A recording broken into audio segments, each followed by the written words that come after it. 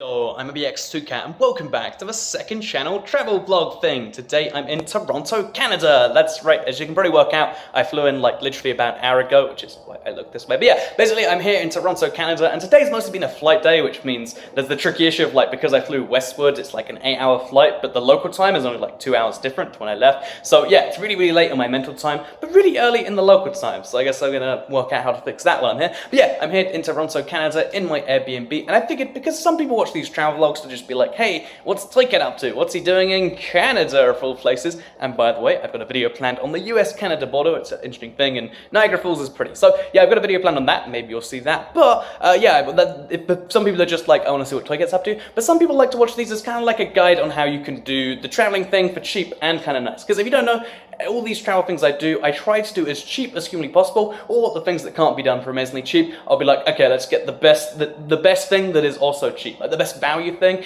And yeah, if you watch the videos, be like, oh, I wonder how you can do this or that. I figured I'd talk about the Airbnb versus the hotel experience, because again, they're both options that you're gonna need to look at if you're staying somewhere, and they're both so wildly different that it can seem hard to truly compare them. But yeah, if you're staying somewhere, they're the two options you have. So I figured, because I'm here in an Airbnb that kind of, I had an experience that was so bad it kind of summarizes the experience and summarizes the points I wanted to make. I think I'd tell the story, show you the Airbnb, because again, I really love this place. Like, it's nice. That's the reason I picked it. But basically, I figured I'd show the Airbnb, explain the story, and do the whole comparison of Airbnb versus hotels. Hopefully you do all enjoy the video. Let's get straight into it. So just in case you're curious, a brief tour of the place. It's all one room. Like, there's a dining room, a kitchen, a dining room, a living room, a spare bedroom, a regular bedroom, all in like one giant room, and then there's a separate bathroom. No idea why it's such a bizarre design, maybe that's modern or whatever, but I mostly love the place because it's got like a view directly off the CN Tower. Wait, so back there, the tallest standing structure in North America, and then right next to the view, like on the wall there, they've got a picture of the CN Tower. I don't know why you do that, like can't you look out the window? But yeah, basically, nice Airbnb, but the experience of getting here wasn't quite so nice, because basically I bought the thing about 2 weeks in advance, because I got the flights literally 2 weeks and like a couple of days ago, because I was like, oh, let's just look for cheap flights, because that's what I do all the time. And if you don't know, low budget airlines like WestJet, who I flew with, who I actually really like, by the way, low budget airlines tend to do their big sales a little closer to the flights than most other things. Like if you're flying with British Airways or an Air Canada, I think the best time to buy is like 4 or 5 weeks in advance. But with low-cost flights, it can be like the weekend off that you'll get an amazing flight, or it can be like next week or 2 weeks. And in my case, it was 2 weeks, so I need to book something for 2 weeks' time, which with hotels is sometimes tricky. I think, again, it's not the perfect time. And Airbnb, I just found a place that was relatively, affordable for the price compared to a hotel, as well as being nice and central, and as well as allowing me to set up my recording setup. So that's why I decided to stay here. And it's all fine when I book the thing, again, 2 weeks in advance, and then they start to trickle feed me information. They're like, okay, Andrew, I was going to say Toycat, but they don't really say Toycat. They're like, Andrew, everything's all booked in, we're all good and fine, check out by then, check in by then, okay, we're all good and fine. However, then they start trickle feeding information, which kind of changes my opinion on the whole thing, because again, it's a lovely place, but first of all, they're just like, oh, by the way, the balcony, which is in the pictures, and they're like, oh, you can see the CN Tower from the balcony. Again, it's one of the most iconic parts of the Toronto skyline, and it's like, oh yeah, the balcony is not actually functioning right now. It's like, oh, I guess they can update the listing because maybe they can. Okay, whatever. You can't go on the balcony, and as I get here, by the way, not only can you not go on the balcony, but the window's unclean, so you can't see it, you can't get a picture. It's like, okay, one of the key parts of the thing isn't working.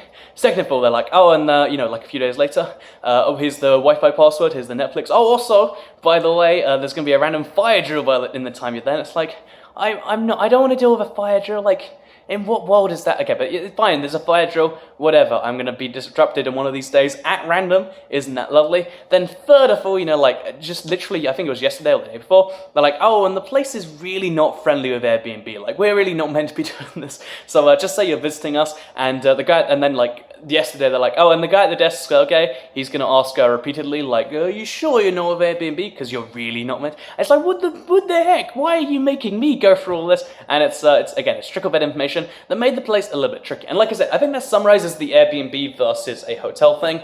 Airbnb is always going to be a more variety-filled option, because you're going to have access to, if you want to stay in like a spare room, which I only do the whole place, but if you want to stay in a spare room, it's really cheap. If you want to stay in like a house, you can. If you want to stay in an apartment, like I do, it's, again, you can do that. If you want to stay in a mansion, you can. You want to stay in a penthouse, you can do all these separate things if you want to, and the variety even within them is going to be crazy. Sometimes you'll get people like who I have, they're going to be like, oh, guess what, there's a fire drill and there's no real balcony. Sometimes you'll just get an amazing mansion that you get to keep for a week. Whatever it is, you know, you get the variety there, but then there's the ethical kind of dilemma that goes along with it, because first of all, Airbnb has a lot of issues on the population. Again, I'm not qualified to talk about it, and I don't necessarily agree with it, but I think a lot of people do think that there is a, you know, because Airbnb is holiday letting, and a lot of people use their regular, you know, I guess, apartment stuff as this, which is meant to be done, which is why apartments don't really encourage it, because it's not zoned correctly. Second of all, they rarely pay hotel taxes like they're kind of meant to. It's like it's a weird skirting the law sideways thing, so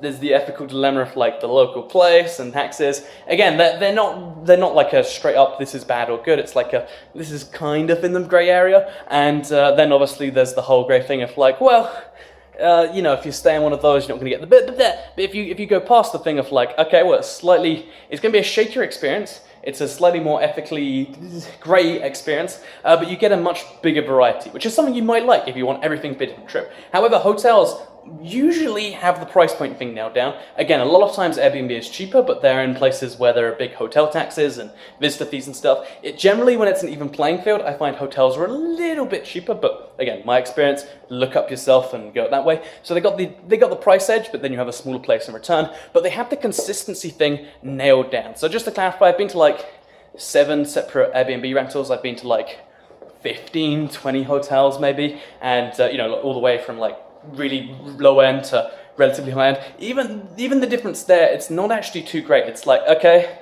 some places you get a more stocked mini fridge, and some places you get this. It's always going to be the exact same experience of there is a big giant double bed in the center of the room, or like somewhere equal distance from the door. There's going to be this, there's going to be that. It's the exact same experience every time, and that might be something you desire. If you're just going there to sleep and you don't want to deal with the hassle, then guess what? You have a bed every time. You sleep on the bed, it's fine, you wake up, you do your stuff. If you're looking for a place that feels a bit more like home, again, I need one to record, but if you just want to sit on the couch and watch Netflix one night, you can't necessarily do that in a hotel. But again, that's not what everyone wants. Some people want the romantic experience, which, by the way, hotels way more romantic, by the way. Hotels way better at like doing business stuff.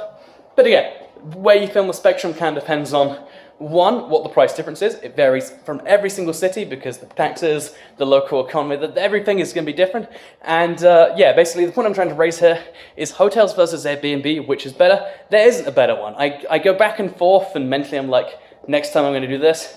But really just depends on your needs. And if anyone tries to say one is better than the other, then either they have a strong opinion one way or the other based on the grey areas I mentioned earlier, or they're wrong, I guess. So I hope you did all enjoy this video. Hopefully you learned something. If you've just been going through that and you're like, you know, I'm never going to stay anywhere, then I guess look out my window and again it's really dirty, but you can see Union Station, one of the biggest stations in North America.